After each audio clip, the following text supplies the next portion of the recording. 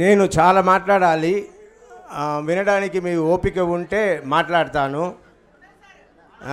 Number 1 point, Naresh గారు నేను అన్న మాట వాడిండకూడదు. మనసులో ఉండేది మాట్లాడతా. మేము అని మాట్లాడాలి.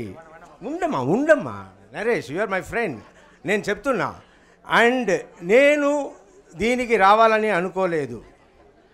నరేష్ గారు చాలాసార్లు వచ్చి ఆయన అడిగిన దానివల్ల నేను వచ్చి ఇప్పుడు అందరూ కలిసే చేశాం.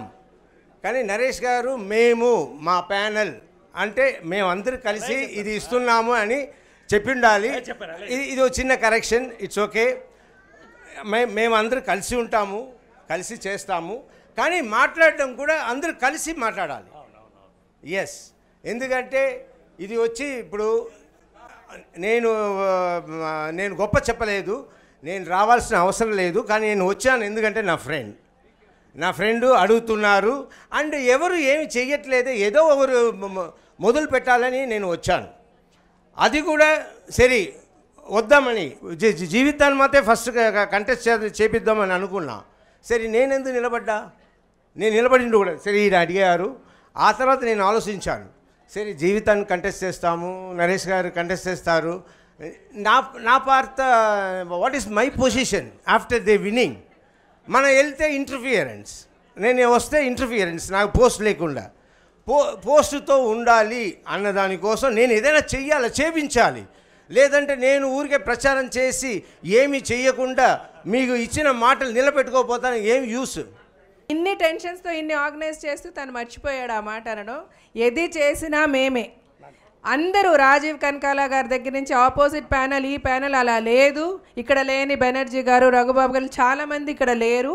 బట్ వాళ్ళందరికీ కూడా ప్లీజ్ సార్, మనందరిమీ ఒక్క ఫ్యామిలీ, మన మధ్య మిస్అండర్స్టాండింగ్స్ లేవు, మనందరిమీ ఒకటే.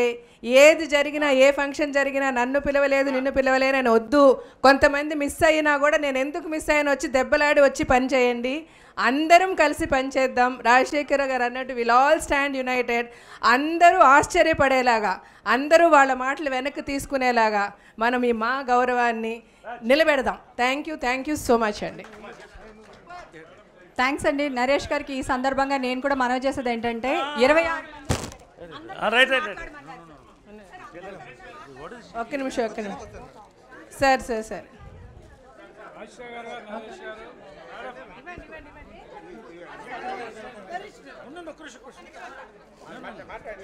మాట్లాడండి. మైక్ లాగేసుకుంటే ఏంటి మేడం? కాదు, అసలు ఇది బాగాలేదండి, నాట్ గుడ్. మీరు ఇప్పటి వరకు ఏవైతే ఆయన చెప్తున్నారో అవి మాకు ఈసీలో ఇంతవరకు ఎవరిని కలుపుకోకుండా ఆయన ఓన్గా చెప్పింది. మా అందరి తరఫున నేను చెప్పేది ఏంటంటే 26 మంది ఒకటే. అట్లీస్ట్ ఆఫీస్ బేరర్లైనా కూర్చుని డిసిషన్ తీసుకున్న తర్వాత జనరల్ బాడీకి వెళ్ళిన తర్వాత అనౌన్స్ చేయండి. మీరు ఒక్కరే కాదు, మన అందరం ఒకటే. ఇది నేను ఒక్కదాని అభిప్రాయం కాదండి, గెలిచిన మా వాళ్ళందరి తరఫున నేను చెప్తున్నాను. సారీ నరేష్ గారు, మీరు ఇలా చేయడం నచ్చలేదు నాకు. Thank you. ఈ వీడియో కనుక మీకు నచ్చినట్లయితే లైక్ చేయండి, షేర్ చేయండి. ఇలాంటి లేటెస్ట్ వీడియోస్ కోసం మా ఛానల్ని సబ్స్క్రైబ్ చేసుకోండి.